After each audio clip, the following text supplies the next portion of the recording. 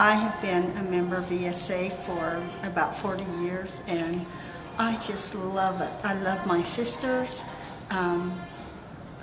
I just appreciate what they do, and you know, we've had projects that are small, and we've had large projects, and we could have only dreamed of some of those things a few years ago. My sisters have been so supportive of me, and I just don't know what I'd do without them.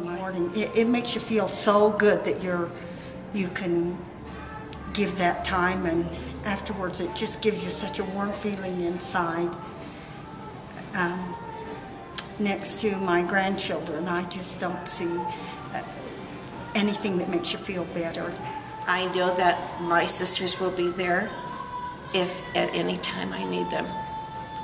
If something would happen, they'd be on that phone or knocking on the door. And to me, that's such a wonderful thing.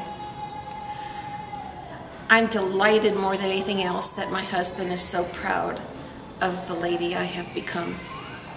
He says how much I have changed being in ESA. And ESA, I would love the world to know that we exist, because a lot of us, it's not just about our volunteering, but it's how much we grow and change as a person. Over the years, I've learned a lot about this organization, and it's become a big part of my heart. Other than my husband and my pets and my religion, ESA has become my family since my mother passed away 6 years ago. ESA is my family, and when I'm with my ESA members, I am who God wants me to be. I am my best self. Now, I have learned from ESA, one, everybody out there puts their pants on the same way, one leg at a time. They have all been nervous at one time. I have also learned that I can act, not for an Oscar, but to get through an event. I have learned to be organized. I have learned to speak extemporaneously and not be upset.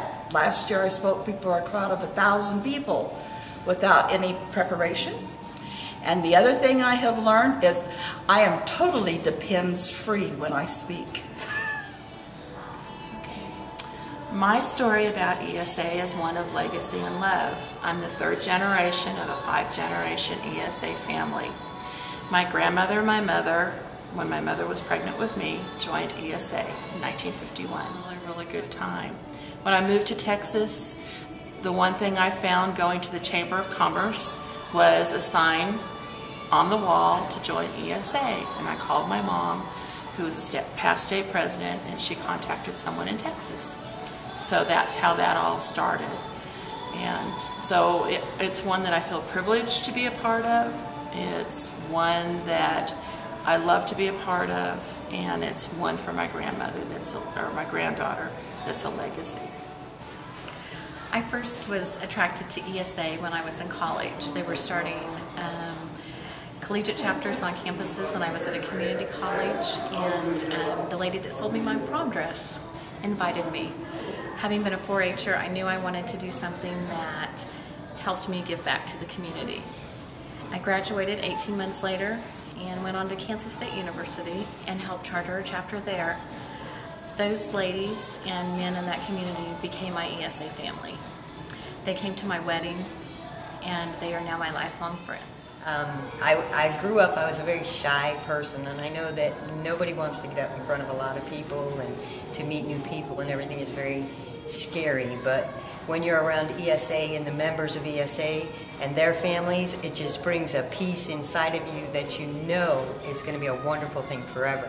The philanthropic part and doing all of the good that we do, that's the easy part. It's the growing within yourself and knowing that you are a wonderful person and a worthy, unique individual.